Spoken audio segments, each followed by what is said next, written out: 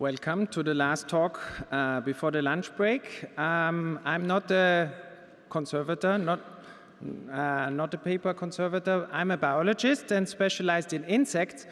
I thought I will give a talk in a small room somewhere in the basement, but I'm happy to speak to you as an audience. Stefan Biebl cannot be here because he had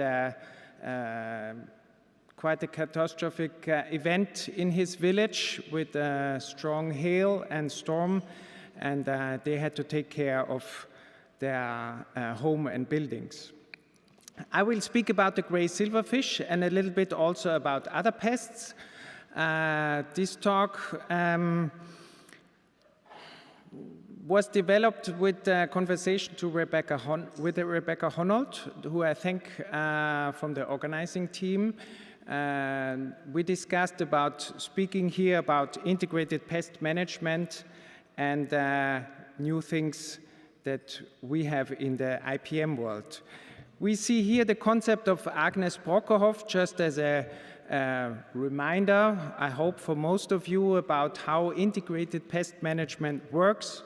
We have on the left side the cycle of prevention, where we try to prevent infestations in our collection. We have the central part of monitoring, of identification, the problem, the insects, the species.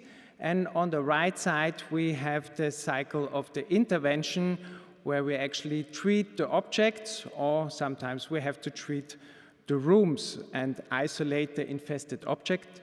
And then we come back to the central part of the monitoring, where we see if our treatments were successful. This is the common silverfish. You might have it in your bathroom. I assume you have it in your bathroom. This animal is dependent on high humidity, so we find it in rooms with humidity above 70%, which are usually basements, humid historic buildings, bathrooms, toilets, and so on. And in the past, it has done some damage to our collection. Here we see an insect trap, which shows quite a few silverfish on this trap, give a good indication that, first of all, you might have a problem with the silverfish, and secondly, you have a humidity problem. If you find one or two silverfish, this can be a normal result of a monitoring, but if you find that many animals on a single trap, then you have to check your humidity, but you have to focus on the microclimate on the floor. Here are a few pictures of damaged books by silverfish. This is in a historic library, so you see they like the art as much as we do, and also by feeding, like to move wherever the good glue is in higher concentration. Here another picture of damage. This is also a historic library. I've been working with IPM for about 15 years, and I don't recall any damage of silverfish in the time that I have worked with different museums in Austria. But today we have this new species. This is the gray silverfish, which is introduced into many European countries. The first record was 2001 in a museum and in general for Austria. So it is present already for quite a long time. But 10 years ago, there was an IPM conference in Vienna, and it was not discussed at this conference as a pest.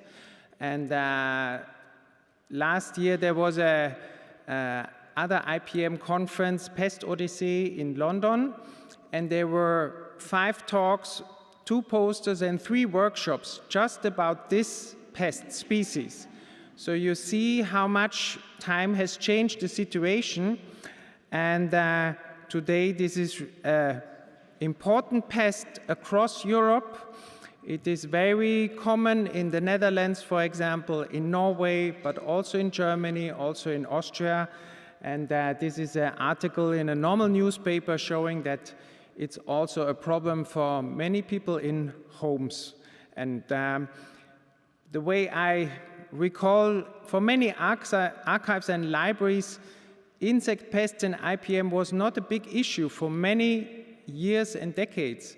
But since we have the gray silverfish in the collections, they all have to think about IPM, they all have to get training, they all have to start the monitoring, and so this has resulted in a lot of additional work.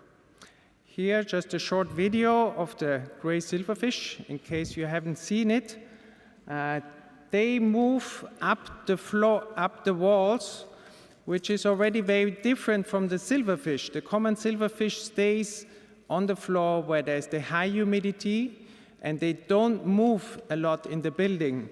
But the gray silverfish moves every night when we are at home, between different rooms, infest new rooms, and the females live for 3 years and when they're adults, and lay about 80 eggs every year in a place where there's a good microclimate and where they can find some food. So this results in an explosion of the population and also a spreading of the infestation within a building. Those are the eggs about 1 millimeter in size, quite large, and yellow color. Here are some pictures of damage by the gray silverfish. This was in an exhibition. Just a few weeks within the exhibition, these holes were eaten by a few large gray silverfish. They scratch on the surface, and if they're very hungry, this can result in this damage. Here also, photographs can be damaged. This is paper money. But I have to say, these are not classic museum objects. They were stored in a breeding box of many gray silverfish. So this is the result of damage if you have hundreds of animals. But it is within quite a short time. I think this damage was done within a few weeks. This book I found in a library. It fell behind the shelf, and you will see the tunneling of the gray silverfish into the book. So here we see really large loss of material. And if you have objects on the floor leaning against the wall, you can find the gray silverfish sitting behind, and they like to eat the tissue paper, and you always find some animals close to the infestation. So you should have a monitoring to detect the silverfish. I use the sticky blunder traps and the pheromone traps for moths. Those other traps are used for other pests like biscuit beetles or carpet beetles. So I just show them to have a more complete picture. And sometimes I find the animal that I try to catch sitting behind the trap, and they are actually feeding on my trap. So I don't know if I'm doing a good job or a bad job, but we definitely see that they are there. And also the pheromone traps that I showed for the moths work quite well for the silverfish. I think they like to hide underneath those traps, and that's why we catch them also in large numbers. My colleague Bill Landsberger from Berlin, he developed these live traps that you see here. The animals in nature live probably in bark of trees. They come from the south of Africa, and they see these paper tubes as some kind of a structure in the room. They walk up, fall into the lid, and cannot get out again, and then we can catch quite a few individuals on those traps. And this is my breeding box, where you see if they have a good climate and they have enough food, then the population just increases over time, and you have a lot of large animals which are sexually reproductive, and you also will find a lot of small animals. If you want to have some, I have them in the hotel room for the workshop tomorrow, but don't worry, I didn't bring them here. So No problem. 2011 was the first time when we really realized that the gray silverfish is a problem. This is a new storage facility that was built in Austria, and all the collections were monitored for pests that moved into the new storage facility, and no location had a problem with this gray silverfish. And the building was constructed 2010, and 2011, all the collections moved. I immediately started with the monitoring, and we had the gray silverfish from the first moment already inside of the building. And now we know that they are transported with packaging material from the companies that are actually working on the construction site. And I advise every museum that is building a new museum or storage facility to start the monitoring already before you are transporting the objects to the facility, because then you can do additional cleaning, additional treatment actions before your objects are actually moved. So this was quite an important and eye-opening result for us. Here are pictures from a workshop in Germany together with Bill Landsberger. These are archive boxes that are transported into an archive. The colleagues already put a double-sided tape around. That was a good idea, because we see that inside the archive boxes we have signs from the gray silverfish, excrements, and the colleagues also caught animals on this double-sided tape. So this is probably one of the reasons why the animals have spread so fast across Europe, because packaging material, archive boxes, wooden pallets, wooden transport boxes for art objects, but probably also toilet paper and tissue paper have resulted in the spreading of these animals. And I know very few buildings who don't have an active infestation of the gray silverfish. So also those cardboard boxes are small holes where the animals can hide. And sometimes we find them behind the glass in art objects. This is inside the exhibition.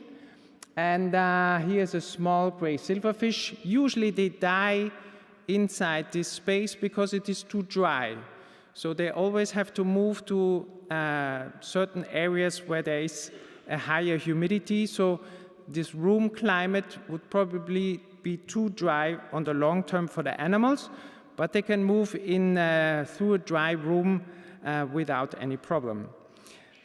Many buildings have the gray silverfish, but thank God, very few have infestation or damage on the objects. And this is because the gray silverfish cannot move up metal, smooth surfaces. So this is protecting a lot of our collections in archives, libraries, but also museums. But of course, if you have a large population in a building, then you have to be careful that they don't access somehow the materials. Here I show you now a new method of treating these infested buildings. I'm not a fan of using pesticides. We have already so much problems in museums with historic pesticides. But when population of gray silverfish increase dramatically, we use this poisonous bait gel, which is small droplets on the floor, and this results in the decline of the infestation. This was tested by colleagues in Norway, where the gray silverfish is a big problem, and they show how the population of the gray silverfish declines with this application of this bait gel. And one of the reasons is that the animals, the dead animals that are lying on the floor, are eaten again by the next generation that comes from the eggs, and they are also, there's a secondary poisoning, and this also results in the population to be stopped. And we see here the dead animals on the floor after a couple of weeks, and I usually apply this bait gel now on the small paper strips so we can remove it after the treatment. We know exactly where we have treated the room, and this is, unfortunately, the only really good treatment method that we have for the big infestations of the gray silverfish. If you just have a few animals, I would not do this kind of treatment. I only recommend it if you have a lot of animals. Just a few more slides on other aspects of IPM today. So, of course, there's the gray silverfish, but we have also other pests. Quite an important book and archive pest is the biscuit beetle that we see here. They like to eat the starch glue on the historic books. Here some heavy damage in a historic library that was infested a couple of years ago. And we find them also sometimes in old mouse baits, and this is a natural history object from a wasp nest. So sometimes we find them also in other materials. This is from Stefan Biebl, my co-author of this presentation. This is a large nitrogen treatment where the whole archive in Germany had to be treated because of a heavy biscuit beetle infestation. So if you have a good monitoring, you can prevent this beforehand. And I also show you the training of this nice little dog called Funny. It's a beagle, and it was trained with live biscuit beetles and larvae of the Stegobium paniceum. And here we see the dog trainer came to one museum and one library and we tested if the dog can actually detect the biscuit beetles.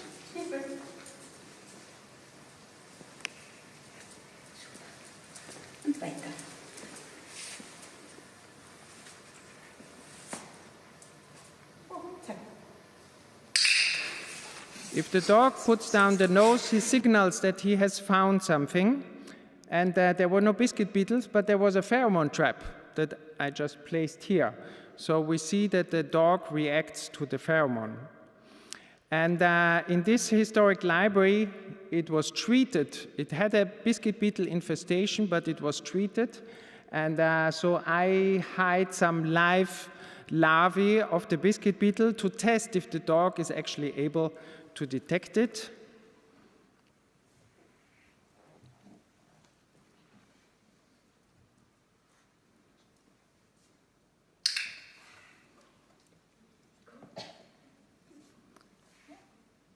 You see, he's very motivated to get more cookies. Maybe he's as hungry as we are. So the dog training worked quite well. You see, he doesn't want to go anymore. And this is a second method that I want to present. It was just developed 1 or 2 years ago, and it's used for detecting wood-boring beetles. So it's an acoustic device that, uses the signals of the larvae that is feeding actually inside of the wood, and gives you these figures, and each dot is the activity of a larvae feeding or biting inside the wood. So this works quite well for wood-boring beetles, and together with Stefan, we did the first testing if it's also working for the biscuit beetle, which is the most important pest for historic libraries.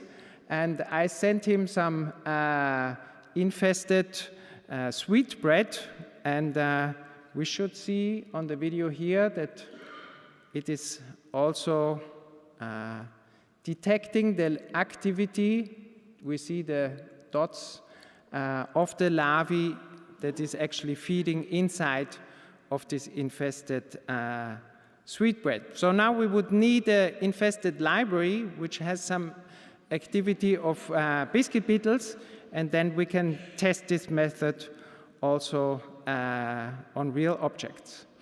And at the end of my talk, I want to present you a research project that we have ongoing at the moment in Austria, we are investing climate change and the effects on museum pests. This is my colleagues in this project. And we have a changing climate outside. We already feel it in the long and hot summers. We have an increase of extreme weather events, which result in higher humidity and flooding. And this is, of course, positive for mold growth. And we have new pests that are introduced, like the gray silverfish that I presented. And we want to see how this future climate scenario will influence our pests inside of our buildings. I'm responsible for the insects, and a PhD student is responsible for the fungi. And here we see again the biscuit beetle, how much faster the larvae develop at the increased temperature. So just a few degrees will shorten the development time, and this is why we are investigating this. This is one of the model organisms. There is already a paper out on how climate change will affect the indoor pests. And here we see two pictures from the storage in Vienna at the Natural History Museum, where I'm working at the moment. This storage is cooled to 10 degrees, so there's no activity of any pests here. But the big question is the climate, the HVAC system developed for these high temperatures that we have in the summer month, and what costs do we have in the future to control our museum climate to keep it as stable and as cool as it is today. And in the project, we are comparing different building types. This is the Natural History Museum in Vienna. It is most of the area is only heated. There is very few rooms which have other climate control, like cooling, dehumidification. Opposite, and very interesting for us, is the Kunsthistorische Museum, which has in many exhibition rooms climate control, HVAC system, cooling. So we can compare these two historic building types and see which one is affected more for the insect activity. Then we have the modern art storage buildings, which have a very good climate control. And we have 4 historic libraries which don't have any climate control. So the temperature in the wintertime goes down about 0 degrees. And of course, we have no insect activity in those months. We will have for those 4 buildings climate simulation. This is done by the Fraunhofer Institute, where we look at the building physics, windows, surfaces, the number of visitors, how much time they spend in each room, how much humidity they evaporate, how much temperature they leave during their visit, and with future scenarios of the climate in Central Europe, we can model how this will influence our insects. And I have few hundred data loggers in 20 buildings, and we are still measuring the temperature and relative humidity until January, and then we will start analyzing the data. And here we see one data logger in the room, and we have an external sensor going down to a trap where there is a biscuit beetle activity. And so we are especially interested in the microclimate, actually, where the animals are living, because the room climate is not very relevant for the insect. It is the microclimate that is more important. And here, for example, in a small cupboard with books, there's already fungi growing, so we are measuring the humidity and temperature also inside this box. And Bill Landsberger, the colleague in Berlin, he's responsible for laboratory tests.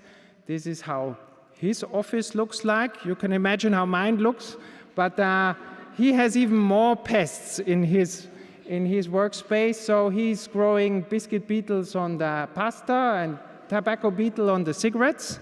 And his data will be very important for us because we have 7 model pests that we are especially interested, and we will grow them at different temperatures. We see at the individual development time of the larvae, the eggs, the reproduction rate, and also the food or the material consumption.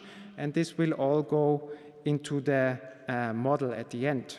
And this is another new species that we can report. I don't know if you have seen this already. This is the so-called ghost silverfish because it is white in color. And we have done a paper about the spread of the animals.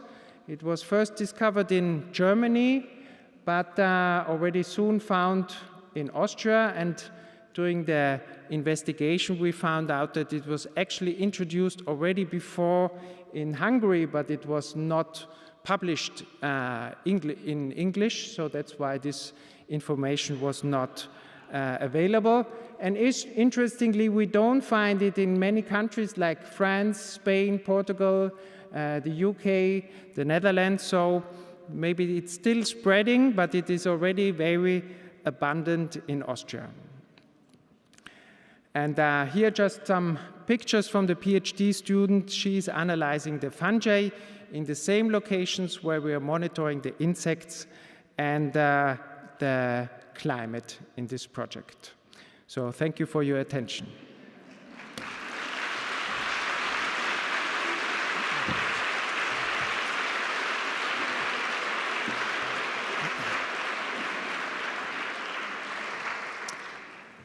Pascal, thank you. Know your enemy, as they say, and I think thanks to you, we know them much better. And I bet that the schedule of Funny the Dog is going to get very busy after your talk.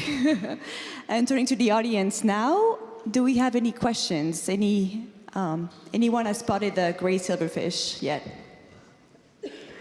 Yes, thank you for your talk, Femke Koevert here from the Rijksmuseum.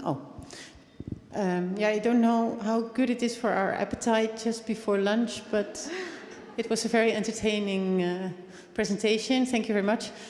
I've been looking into the natural enemies of those types of creatures, and they said that spiders are also might be able to be trained, or not trained, but grown to not build. They don't build nests, but then they do eat pretty many silverfish a day. Do you have any experience there? I have seen that spiders are feeding on the gray silverfish, but we are using biological control for other pests in museum, like the biscuit beetle, like wood-boring beetles and moths. But for the gray silverfish, there is nothing commercially available that we can order. And in the biological control, you always have to have a much larger number of the parasitoid wasp or the spider compared to the number of the pest to control it, because it's a natural system that you try to change to reduce the infestation. And spiders are great. They're doing a good job in our buildings, but it's somehow a contradiction. If you want to clean regularly, you will remove the netting of the spiders that might help you to find. And I'm asking my colleagues who are specialized in this biological control if there will be something available in the future. But at the moment, we don't have any animal which can really control the gray silverfish. Any other question? Yes, over here.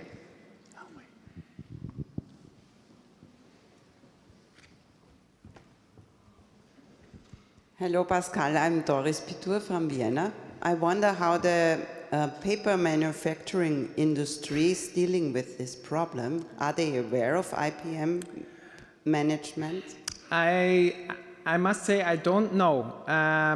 They are probably the ones which have the problems and are spreading the animals with paper material. And if you don't have a monitoring, you probably don't really detect this problem. I know that companies who are selling archive boxes are aware of this problem now, so they are checking their storage places and their manufacturing facilities with monitoring, and they have responded to the problem. But with the general paper industry, I work for museums, so that's why it's very difficult to say how big is the problem and where is it actually taking place. Is it in the facility where they're producing the paper? Is it at the storage places? I think we should, or I should, look into that in the future, and because then we can start solving the problem at the base. Of course, that would be much better. We have another question, second row. Yes, thank you for your nice talk. Anna Meisen from the Federal Archives of Germany. I have a question about the reproduction rate. So you showed us how the reproduction rate of the biscuit beetle changes with the temperature. Do you have numbers for the gray silverfish like this as well? No, not yet. The gray silverfish is one of the model organisms in the project, but the problem is the development of the nymph until the mature animals is about 2 years, and we don't have 2 years in the project to investigate this species at different temperatures, because the cooler the temperature, the longer this period becomes. But we will have data next year about how at least parts of the development are influenced by temperature, and the humidity will be stable in the project. But of course, for every insect, the higher temperature, the more activity you have, the faster development. But we of course need real data for the model at the end of the project. But there is good literature on the gray silverfish from the 40s. But since then, there is no one who has done a lot of laboratory experiments about development time. I also cannot answer you, for example, the question, what type of papers do they prefer? And why there have been a problem not before, but only in the last 10 years. And we know that they select certain papers that they like more than others, but I don't know which type of paper is more attractive to them. Just curious, I've heard of a new species of silverfish that still survives at a lower humidity than above 60%. Is that something you've come across? That's the one, probably. Is that the ghost? That's the one, but we have to be careful. The egg and nymph stage still needs a high humidity. If you have them in a breeding box and the climate is too dry, the population will collapse and die. But the adults of this gray silverfish can move across dry rooms, but they still lay the eggs at the microclimate where the humidity is high enough. So they are more adapted to our rooms compared to the common silverfish, but the microclimate is the one which is quite important for these animals. So at least one way to control it would be maybe not so much your temperature, but controlling the relative humidity in the rooms. If you can drop it below, say, or keep it towards 50, then silverfish shouldn't be an issue. And I'm wondering, does that apply also to the biscuit beetle? Are they as humidity sensitive? No, the biscuit beetles are not very humidity sensitive. They take most of their humidity from the food paper, yeah, that they are actually eating, and you find them in dry climates. Also, of course, the biscuit beetle, the population will increase faster if the conditions are better, if the humidity is higher, the temperature is higher, but they don't depend as much on the humidity as other pests. Okay, and one last question. In Europe or in Germany, Austria, are any of the institutions moving to anoxic environments where the oxygen is removed or reduced, does that help in infestations of insects?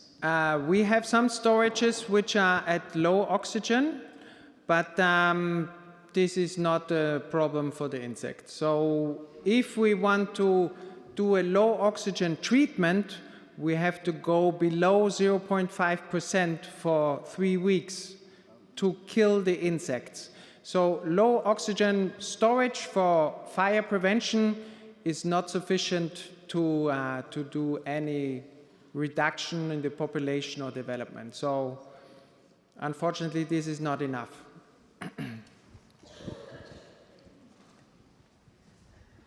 One last question. Back here. Renate Messmer. It's a very simple question. You showed us the traps. How often do you look at the traps, change traps? How do you count? And then second question, since I'm from the US, or I work in the US, have you heard anything about spreading silverfish, gray silverfish in the US? For the second question, I think it is present in the US, but it is not a big issue. It is not a big problem. And I have many colleagues in the US, we exchange information, so they are aware of this issue, but it's not a widespread animal. So this might change in the future, but at the moment it is not a big issue. And for the trapping, I change traps twice per year in spring and autumn, and I usually check them every 6 to 4 weeks in the warm period of the year, so between spring and between March and October. And the people who are in the workshop tomorrow, they will have the chance to get more information. Okay, yeah. I was just wondering how you record the counting. Yeah. Sorry. Oh, one very last question this time. Sorry. Go ahead. So I'm Constantina from Natural History Museum in London. I was wondering, you didn't mention silicon dust in your presentation. Did you find that it is not working with a gray silverfish? The desiccant dust, maybe I just explained to the group, it's a natural powder that is used against insect pests. The animals, it sticks to the body and it destroys the wax cuticula of the animals, so they dry out. And it is used against gray silverfish, against other pests. We have used it in some of the buildings. It has never really resulted in a strong drop of the population. And I stopped using it because it is very hard to remove afterwards. Because it's a very fine powder, and if you have activity in the rooms, it is spreading inside of the building. And if you have a storage and you have a gap along the wall, you can put it inside of the gap and close the gap, then I think it is a very good method. But most of our rooms are used by us humans, and you have doors opening, you have people walking along the walls, and this will result in the dust migrating into the room. And removing it is quite problematic because it blocks the HVAC, it blocks the vacuum cleaner with the HEPA filter, so this is quite an issue. So for the gray silverfish, if there's a high population, we just use the bait gel now. Before, I used the desiccant dust as a first method. The first method should always be additional cleaning. And this I did not mention, but if you clean your space on a very regular basis, you will never have a problem with these animals. But we stopped using the desiccant dust, and the product that was the best is also not available anymore in Germany and Austria. So that's another issue that it is become more difficult. Thank you.